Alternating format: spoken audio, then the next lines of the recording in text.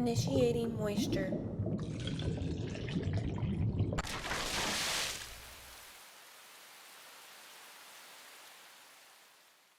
There's a lot of scary shit in the world, but I think we can all agree the scariest thing this world has to offer is dryness. That's why the moist meter goes where no one should ever go. We play the driest shit that no one should ever play, and we put it on a moist meter so that way you know just how moist it is. Today's game, Outlast 2. It's a horror game. Now I know me saying a horror game makes you immediately roll your eyes because those games are a dime a dozen. But this game's a little different from most horror games. This game is the sequel to another game called Outlast. This is the second entry into the series. I want to start with the story because that's something that really surprised me and stood out to me. I'm a big fan of games and movies that will go for a darker vibe of something realistic, not just monsters and demons. The main focus of this one is some lunatic Christians that are just fucking rabid animals, basically, as well as dealing with the supernatural a little bit, which is fine. But I really like exploring that mentality of someone who's so obsessed with something that it just drives them to lunacy. The story of the game is as follows. You're Blake Langerman and your wife Lynn Langerman is missing after a helicopter crash you two were involved in.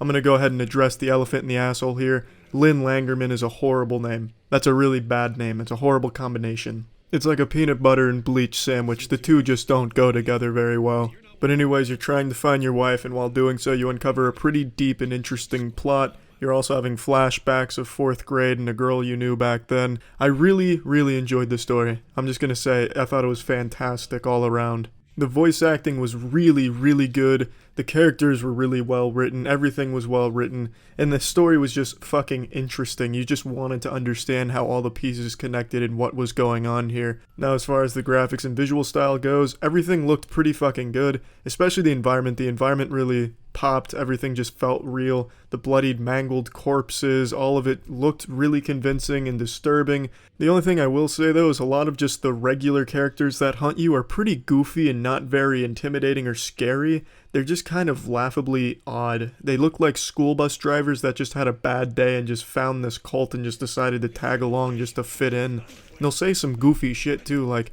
"Oh, in the eyes of God, I'm but a simple farmer stroking his girthy chode, but the Lord spoke to me and said even the limpest of dicks can shoot some cum," and then he'll stab you with a knife. It's not scary or eerie, it's just kind of weird and pathetic, and you kind of feel bad for those characters. It's like your strange neighbor that stands in front of his window in a half-open bathrobe every Sunday or some shit like that. But apart from just the normal average Joe villager hunting you down, all the other characters look good. And what's really good about this game is it doesn't shy away from just being incredibly brutal. It shows you every gut-curdling, visceral detail behind some absolutely horrendous acts.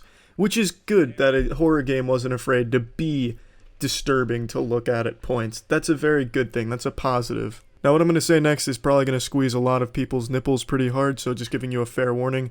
Horror games to me aren't scary. Horror games only scare people who want to be scared by them. But that doesn't mean I don't like the genre. In fact, I really do like the genre. I just think it's oversaturated with a lot of mediocre and uninspired horror games. This isn't one of them, but I'm just prefacing the gameplay portion I'm going to talk about here with this statement. The gameplay does not really do a great job of making you scared of getting caught. It just makes it more frustrating than anything, like, damn, they got me, gonna have to do this again. It's never really scary when you're caught. However, the gameplay does a good job of building up tension because you'll have to wait for some of the characters in the environment to move around so that way you can sneak by them, and you'll have to do a lot of stealthy shit in order to get by them. You're not going to really be able to brute force your way through on your first playthrough when you don't know what you're doing. A lesson I learned the hard way because I'm a hardcore, impatient gamer barbarian sometimes. So in this game I had to take my foot off the pedal and dial down the testosterone a bit and take a step back and slow it all down. Which is really a good thing, because it puts you in this perspective of a journalist who is not prone to fighting. He's not someone that can put ass to faces when it comes to fisticuffs. So it does add a lot to the immersion of the game and the tension building, because you can't fight back, so you have to make sure you're not caught.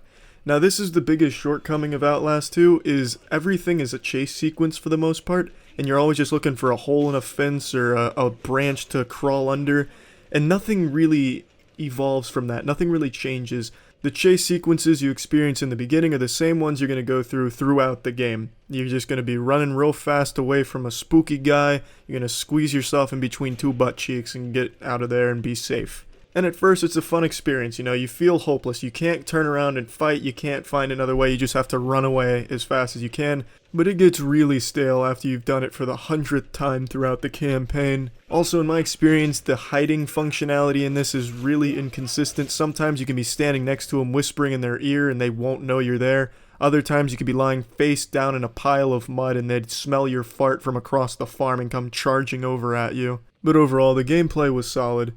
I'd also like to mention this game doesn't rely solely on jump scares for its source of scariness or terror, which is a huge welcome change in modern horror games.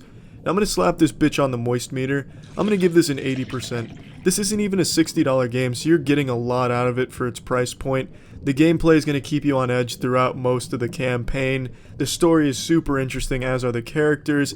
And horror game fans are definitely going to want to get this one. It's a really good horror game. And I know that's not saying much these days. Is it really that good of that big of a compliment to say this game is better than the fucking shit out there now? Oh, this one's better than Jack the Rabid Stapler Man. But it is a great horror game. And not just a great horror game, it's a really fun game to play. So yeah, that's about it. I'm going to go ahead and wrap this episode up with a nice little jingle I made up. Goodbye to the dry. Am I wet? You bet.